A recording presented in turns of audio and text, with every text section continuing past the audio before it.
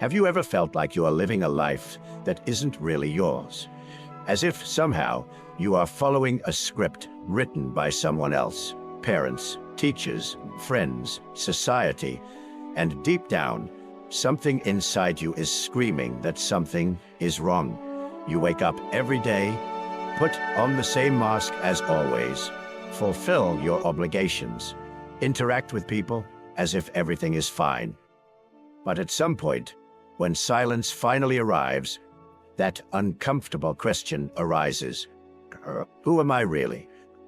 Carl Jung believed that this feeling of disconnection is not a coincidence. On the contrary, it is a symptom of a deep problem that almost no one has the courage to face.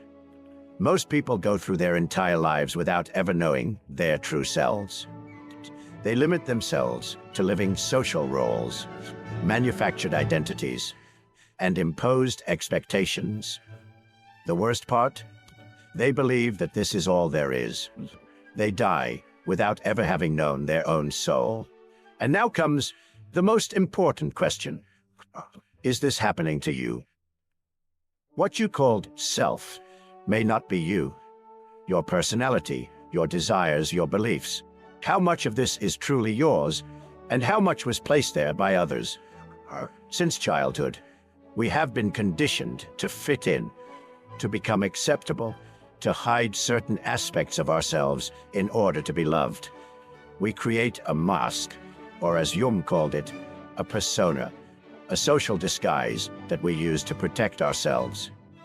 But the more we wear this mask, the further we drift away from our true selves. And one day, this mask becomes all that is left of us. But Jung warned us.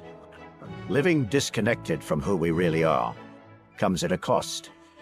A cost paid with anguish, dissatisfaction, and a constant feeling that something is missing. Have you ever felt that no matter what you achieve, there is still an emptiness? As if something essential is always out of your reach. This happens because what you truly need is not out there. It is not in a better job, in a perfect relationship, or in the recognition of others. It is within you, buried under layers and layers of conditioning. The big question is, are you willing to dive into your own psyche and discover who you really are?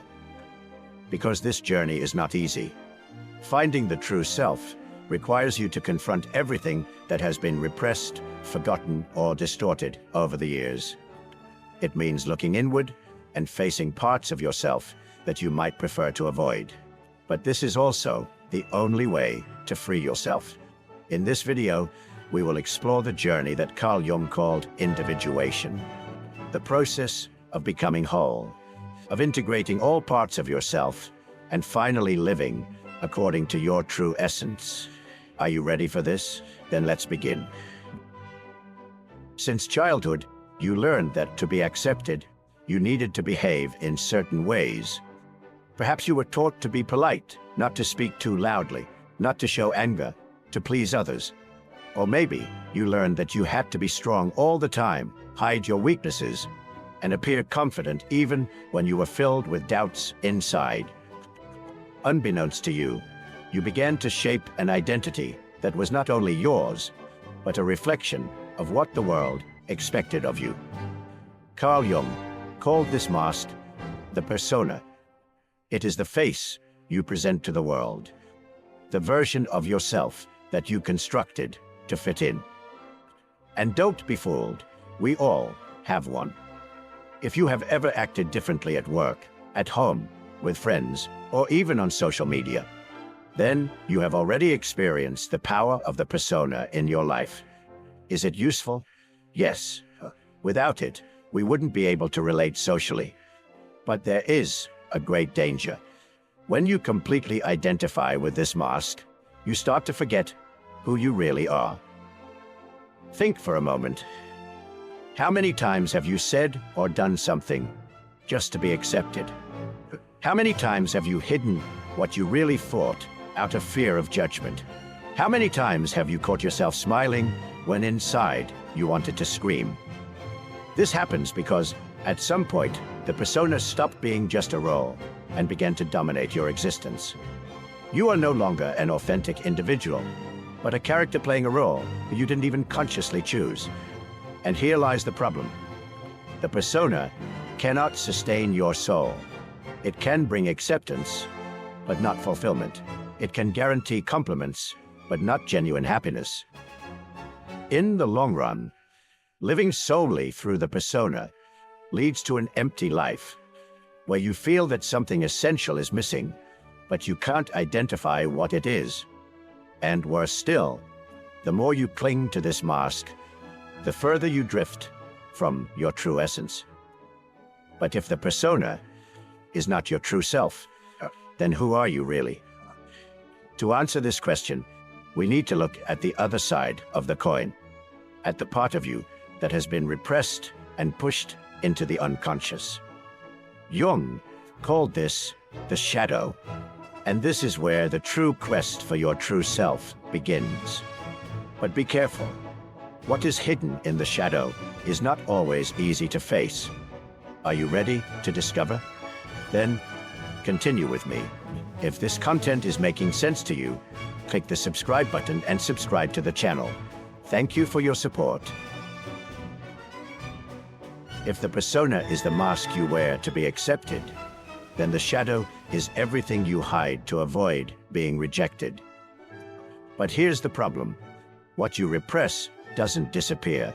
On the contrary, it gains strength in your unconscious, operating in the shadows of your mind, influencing your emotions, your fears, and even the choices you make in life without you realizing it.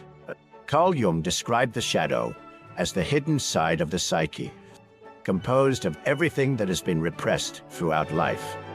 Prohibited desires, contained anger, weaknesses you don't want to admit, traumas you tried to forget.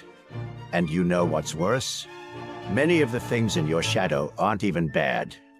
They are just parts of you that, at some point, someone said were unacceptable. Perhaps, as a child, you showed too much curiosity, but were called inconvenient and learned to stay quiet. Maybe you felt the urge to express anger but were taught that it was wrong. And now, you swallow your frustrations until they explode.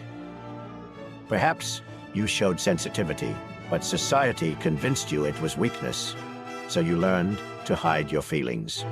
All of this, all the parts of you that were denied, did not disappear. They just hid in your shadow, waiting for the moment to emerge. And they do emerge. If you've ever had an outburst of anger and then regretted it, felt envy towards someone and tried to deny it to yourself, or reacted excessively to criticism without understanding why, then you have experienced your shadow taking control. When we don't consciously deal with it, it manifests in distorted ways, sabotaging our relationships, our careers, our self-esteem. But here's the truth that no one tells you. Your shadow is not your enemy. On the contrary, it is where many of the most valuable aspects of your personality lie: your creativity, your authenticity, your true strength. You cannot be whole until you integrate this part of yourself. And to do that, you need to stop running away and start looking inward. But how do you face something that has been repressed for so long? How do you bring your shadow into the light without letting it consume you? The answer lies in a central concept of Jungian psychology: the self, or the true self. And that is exactly what we are going to explore now. If the persona is the mask, and the shadow is everything you have repressed, then the self, the true self, is what exists beyond these layers. It is the totality of your psyche, the harmonious fusion between who you truly are and who you show to the world. Jung believed that the purpose of life was not simply to follow a path predefined by society, but rather to become whole, to discover your true essence, and to live according to it. This process of self-discovery and integration is what he called individuation.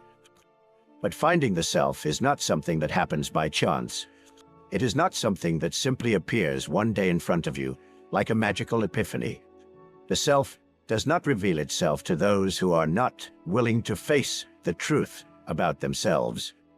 You need to actively seek it out, and this quest requires a deep journey within yourself. It is a confrontation with everything you have been taught to hide, a reconciliation between your most authentic desires and the restrictions imposed by the outside world. The greatest obstacle to finding the true self is fear. Fear of losing the identity you have built over the years. Fear of realizing that many of your choices were not truly yours. Fear of facing aspects of your personality that you have denied for so long.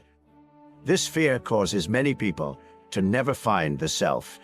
They spend their entire lives clinging to the persona, pretending to be something they are not, while their shadow operates behind the scenes, sabotaging their chances of genuine happiness. But when you begin to integrate your shadow and question the masks you wear, something incredible happens. You start to feel a kind of freedom you have never experienced before. You discover that you no longer need to pretend to be someone you are not. You realize that you no longer need to please everyone. You begin to act more authentically, to make decisions that make sense to you, and not just to meet the expectations of others. And the most interesting part? The closer you get to yourself, the more life begins to make sense. The anxieties and frustrations that once seemed inexplicable begin to have a clear root. You understand why certain patterns repeat, why certain situations affect you so much, why certain relationships never worked out. You start to realize that throughout your life, there was something inside you trying to show you the way. But you are too busy trying to fit in to listen. But there is an important detail. The path to finding the self cannot be walked in isolation. There is a fundamental element in this journey that many ignore: the unconscious and the archetypes that shape the way we think, feel, and behave. If you do not understand these hidden forces, you will never be able to fully comprehend who you are. And that is what we will explore next. The human mind is not just what we see and consciously understand. Most of our psyche is hidden, operating at a deep and invisible level. Jung believed that to find the true self, it is not enough to look at our rational thoughts and daily decisions. We must dive into the depths of the unconscious, for it is there that the hidden patterns that shape our identity are found. But what exactly is in this unconscious? Beyond your shadow, beyond repressed memories and unrecognized desires, there is something even more fundamental: archetypes. Jung discovered that the human psyche is not a blank slate.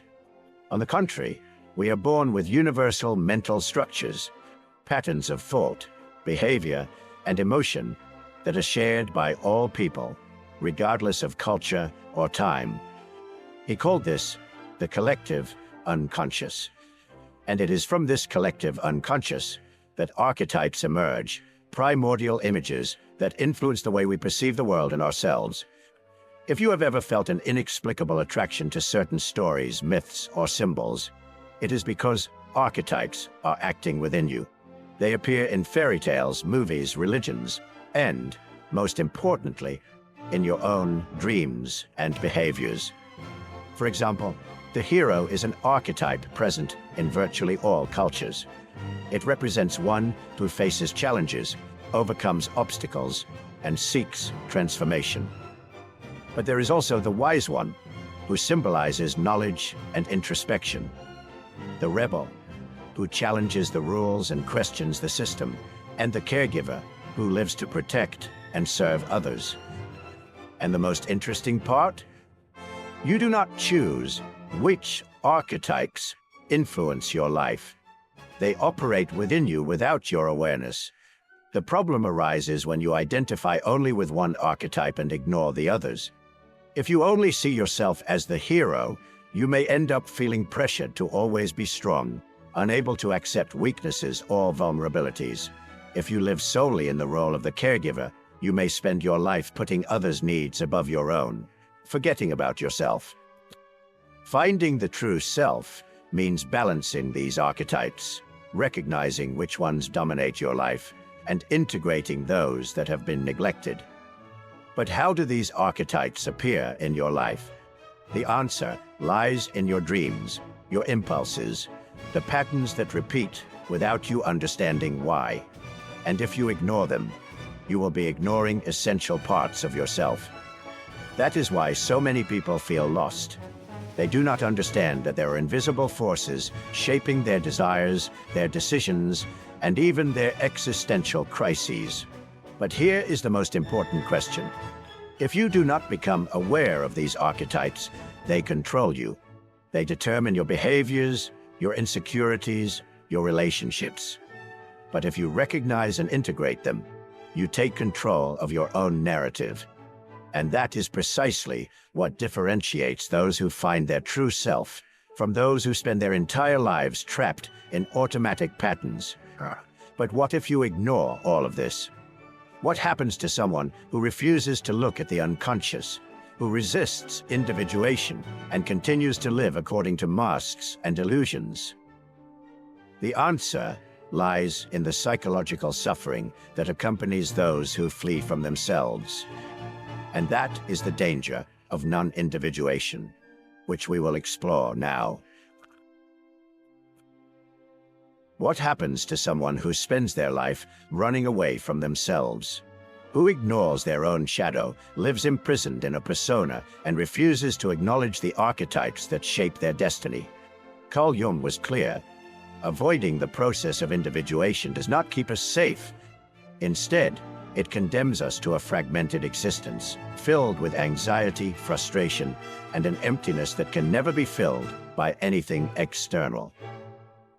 Many people believe that following society's rules and fitting into what is expected of them will guarantee a peaceful life. But this tranquility is merely superficial. At some point, something begins to go wrong. It may manifest as emotional crises with no apparent explanation, feelings of dissatisfaction even when everything seems perfect, or the emergence of psychosomatic illnesses. The body and mind always find ways to alert us when we are straying too far from our true nature. Non-individuation can also manifest through destructive patterns. Have you ever noticed how some people repeat the same mistakes throughout their lives? How they enter abusive relationships, sabotage their own achievements, or live in a constant state of dissatisfaction? This happens because when we do not deal with what is hidden within us, we become prisoners of our own unconscious. It finds ways to express itself, even if it is through suffering. Another common symptom of non-individuation is the feeling that we are merely existing, but not truly living. This manifests in a monotonous routine, in a life without purpose, in a sense that we are just going with the flow, without a clear direction. This is the reality for millions of people who have never questioned whether the life they lead is truly the life they chose. They follow inherited patterns, imposed beliefs, and external expectations without ever stopping to ask, does this really make me happy? And the most dangerous of all, resentment. When a person ignores who they really are, they inevitably feel anger, but they do not always know where that anger comes from. They may turn against others, blaming the world, the system, their family, or society for their suffering. Or they may turn inward, transforming into depression, self-sabotage, and a deep disconnection from their own existence. But there's a way out. There's a way to break this cycle and free oneself from this invisible prison. The answer lies in the courage to face the truth, to question one's own illusions, and to seek individuation. This process is not easy. It requires strength, determination, and the willingness to look within, even when what we find is not pleasant. And now we come to the crucial point. What does it mean, in practice, to be yourself? What is it like to live without masks, without repression, without fear of external judgment? What happens when you truly find your true self? Let's explore this in our conclusion. Finding your true self is not a destination, but a process. It is not something that happens overnight, as if one day you simply wake up and know exactly who you are. It is a journey that lasts a lifetime, a path of discoveries, deconstruction, and reconstruction, facing the shadows and freeing yourself from the masks that have been imposed on us. And it is a path that few choose to walk. Most people prefer the safety of conformity. They cling to their personas because they believe that without them, they would be rejected. They avoid looking at their shadows because they fear what they will find there. They ignore the archetypes that guide their lives because they do not want to admit that they are not in control as much as they would like. But this fear comes at a cost: an empty existence, lacking authenticity, depth, and real meaning. Jung showed us that true freedom lies not in fitting in, but in becoming who we really are. This means accepting your wholeness, both your qualities and your flaws, both your light and your darkness. It means taking control of your own life, rather than being just a product of your environment, culture, and others' expectations. It means abandoning the role of puppet and becoming the author of your own story. But this path requires courage. Courage to let go of the illusions that have been comfortable for so long. Courage to face your own fears and insecurities. Courage to accept that you may not be who you thought you were, and that's okay, because now you have the opportunity to become someone much greater, much more authentic, much more alive. So I ask you, are you ready for this challenge? Are you willing to question the stories you've been told about who you are? To confront the parts of yourself that have been repressed? To finally live according to your true essence? If something in this video made you reflect, let me know in the comments. What part impacted you the most? Have you ever felt like you were living an identity that wasn't really yours? Let's talk about it. And don't stop here. The next video is essential to deepen this journey and understand even more about the hidden mechanisms that shape your mind. So keep watching, because this discovery is just beginning.